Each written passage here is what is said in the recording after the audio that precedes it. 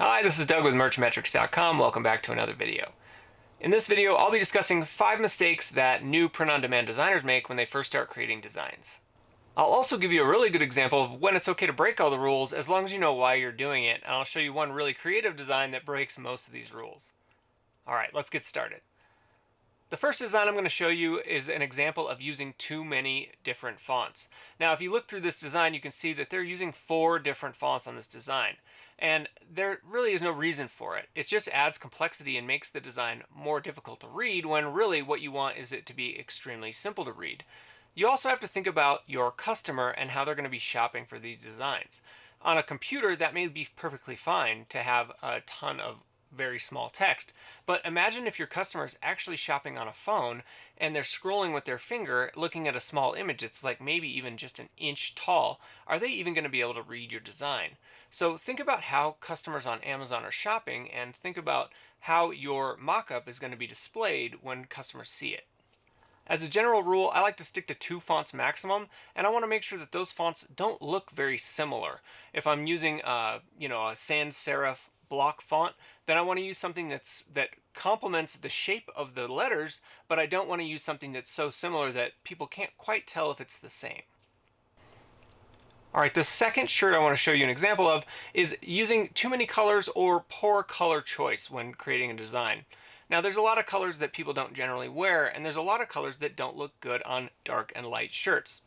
The reason for that is that using too many colors or using colors that don't match well with the underlying shirt color is that it can be very unpleasing to the eye. It also looks really unprofessional, and in a lot of cases it can make it really hard to read if you're using text and it's like a light yellow, for example, like in this design. Designing for dark colored shirts and then for light colored shirts, make sure that your design is always going to look the best.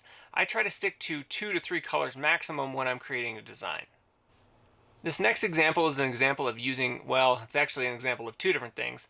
I'm going to pull it up on the screen here and you can see that this design has 2 things going for it, 2 bad things going for it. One, they're using transparency to kind of fade out one image into another. And transparency is not something that DTG or direct-to-garment printers does very well. A direct-to-garment printer, the kind that Amazon has, is basically like a fancy inkjet printer that prints ink on top of the shirt, and it traverses across the design line by line, just like a printer you would run on your computer at home. And so because of that, you end up with these lines in the design which don't always display well. Now, this isn't going to be a problem for the customer when they're looking at the mock-up because the mock-up is just a digital representation. Amazon's created a combination of the mock-up behind our image and then our image on top. And that image is going to be far better looking than what the actual print is going to look like if you use transparency.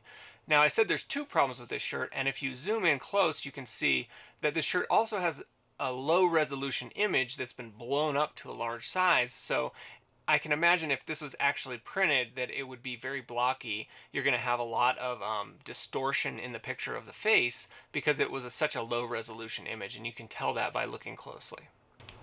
All right, the next shirt I want to show you is an example of just using too much text altogether. Now, this is really similar to using different fonts. It just is it's a way to make a shirt hard to read for our customers. Now, what we want to do is we want to make it extremely simple for them to read it, understand what we're trying to go for in our design, and make a decision if this is something that they'd be interested in purchasing.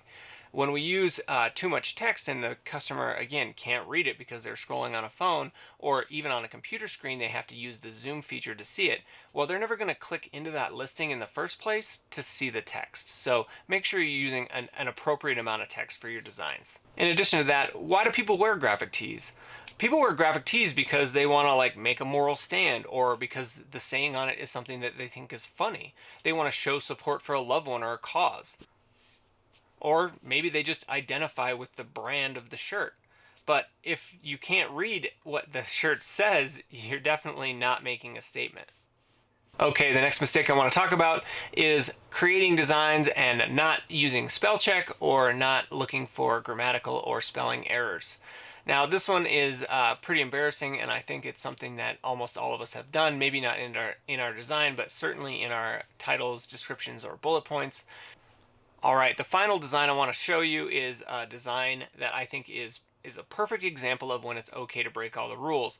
Now, this shirt is obviously for fantasy football leagues to purchase for possibly the worst performer in the league. I can imagine making one of my coworkers wear this to work one day.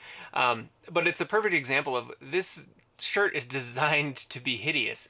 It's supposed to be over the top. It's supposed to have too much color. It's supposed to have an embarrassing, an embarrassing picture or image. So this is an example of when, as long as you know why you're doing it, you can break any of these rules. You just have to know what the purpose is.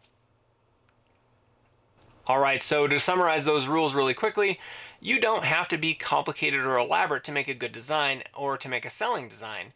As a general rule, I like to keep it to 2 colors, 2 fonts, no transparency, always run a spell check, and try to keep the design as simple as possible. All right, guys, thanks for watching. This has been Doug with Merchmetrics.com.